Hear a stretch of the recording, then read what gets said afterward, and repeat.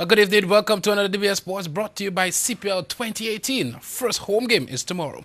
DBS Sports can confirm that Babonneau resident Kimani Melius has been selected to represent the West Indies B team. Wow. Well, DBS can also confirm that a call was placed to the talented batsman by Cricket West Indies officials. The island's #1 media outlet for sports can also confirm that the former student at the Babonneau Secondary School, will join the team as they tour Canada this summer. Melius has been one of the more talented prospects in the region over the last couple of years. He registered an impressive half-century in the recently completed CWI Under-19 cricket tournament, and talk about his sheer natural abilities has been a topic of discussion within the higher circles of Cricket West Indies. Calls for the 17-year-old to be part of the current St. Lucia Stars setup rang palpably after his stint in New Zealand last year. Congratulations, Kimani Melius. Now, the Caribbean Children Charity Shield Soccer Classic got underway right here in St. Lucia last weekend. A number of islands are represented in St. Lucia at this regional tournament. At the ceremony, Acting Director of Youth Development and Sports, Patrick Matre, spoke to the sacrifice and resources needed to host such an event. It's really a pleasure to have you here. I need you to understand that when you come to tournaments of that nature, that it's always a challenge. It's a challenge for you to be here. It's a challenge for the hosts, and it's a challenge for the organizers, because you need to make a lot of sacrifices from home.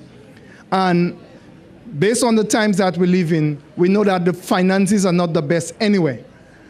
You need sometimes to appreciate persons like Mr. Lashley and his foundation for what they're doing. What I'm saying to you, a tournament of this nature would not cost less than something like 20 to 25,000 EC dollars. Well, teams from Barbados, St. Vincent and the Grenadines, Guyana and Trinidad and Tobago are participating in the under-13, under-15 and under-17 divisions. They are expected to take on some of St. Lucia's best local clubs.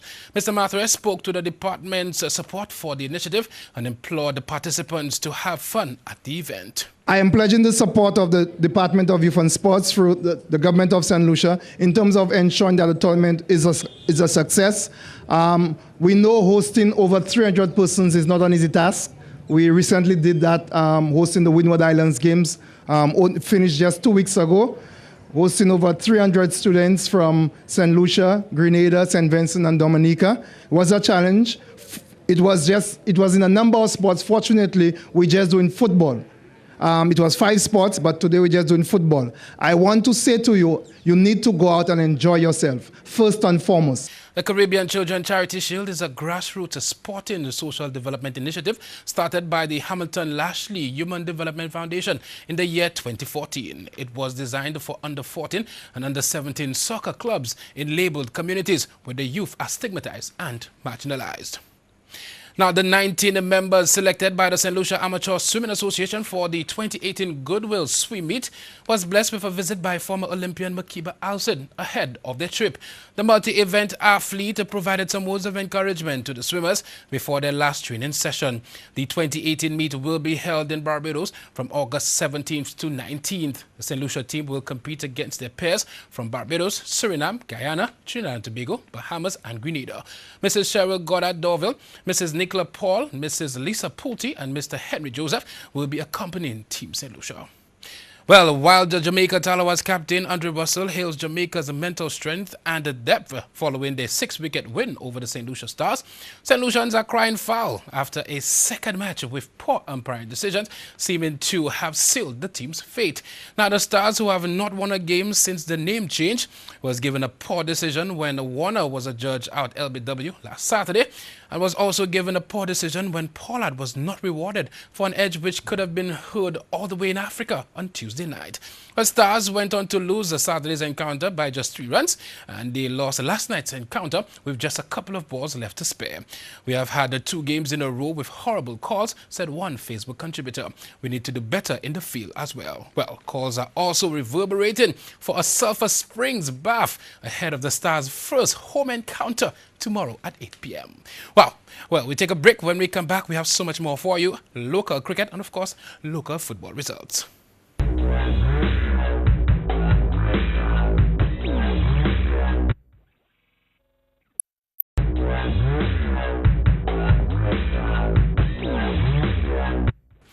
Welcome back. South Castries Cricket Association bowled off their T20 competition last weekend with 4 matches at the Minder Phillip Park. In the first of a double-header on Saturday, Bexar over Superstars. They defeated the South Castries under 19s by 50 runs. Bexar batting first, made 162 for 4 with Colin Calendar 68 and Nixon Edmund undefeated on 47. Jelani Cupid captured 2 for 37. In reply, South Castries under 19s reached 112 for 3 off their allotted overs, with Alvinus Calendar top scorer with 65 and Noah Imanus 24 not out. In the day's second encounter, Millet, they defeated Crusaders by 6 runs in a nail-biting encounter. Millet made 143 for 9 with Siobhan Leo making 70. Malcolm Monroe's 2 for 19 and Tonya Simon with the pick of the bowlers. In their turn, Crusaders reached 137 for 4 with Malcolm Monroe's reaching 66 and Covan Lewis 42. On Sunday, in yet another double encounter, there were wins for Bexar Superstars and the South Castries under 19s. In the day's first match, Bexar scored 140 for 8. Colin Calendar 63 and Simeon Dakan bagging 3 for 28 and Travis John 2 for 7. Forest Tech could only manage 89 with Stephen Nature making 20. Jaden Elibox and Nixon Edmund captured 2 for 15 and 2 for 16 respectively. The second match resulted in South Castries under 19s upsetting Crusaders by 5 wickets. Batting first, Crusaders scored 134 with Malcolm Monroe's 58, Wendell Inglis 32 not out. Alvinus Calendar, he picked up 2 for 20. South Castries under 19 replied with 136 for 5. The main contributors were Alvinus Calendar 34, Jelani Cupid 30, Noel Leo 27 and Jaden Elibox 24. Wendell Inglis, he picked up 2 for 28. Well, matches also continued in the Monrepo Credit Union T20 Cricket Cup. The first match played on Sunday, 12 August, Magnitude Youth Movement, MYM, defeated Miko Cricket Club, MCC, by 67 runs. Batting first, MYM, they amassed 180 for 4 in their allotted 17 overs, with Christian Shalry 65, Sabinas Emmanuel 47, and Captain Craig Emmanuel, he scored 48 not out, being their main contributors. D. James bagged 2 for 22. In response, MCC could only muster 113 for 7. Ted Augustine top scored with 27. The man of the match award went to Christian Shalry.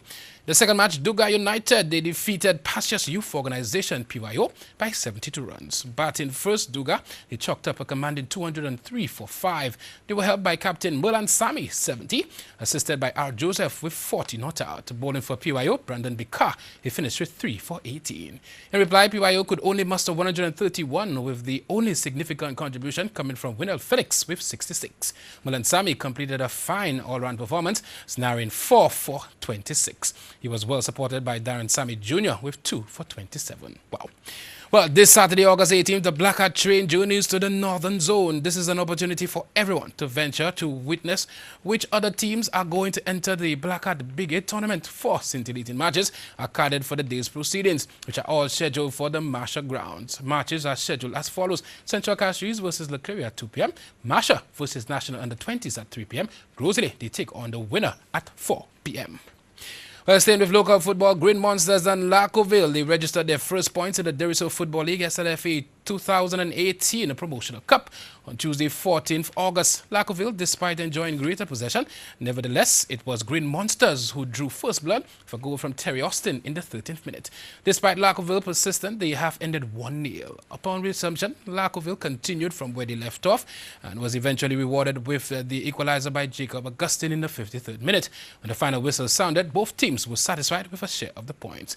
The matches continue on Wednesday, 15th with Small Axe. They take on Diamond Ballers at 4 p.m., of course, at the Deriso playing field. Well, the action in the SLHTA Champions Cup also continued on Monday night at the Marigot playing field, Marigot and also the Leclerc playing field. Lucelec, they defeated Anshasni Hotel 3-2. Lucius Prosper opened the scoring for Lucelec in the 16th minute. However, Lance Andrew equalized in the 29th minute for Anshasni. On the brink of the first half, Ned Itan put the Hotel further in the lead. Following the resumption, Lucelec came out blazing and quickly took the initiative, first with the equalizer by Sherlock Anthony in the 75th minute and a go-ahead goal by Chad St. Clair in the 81st minute.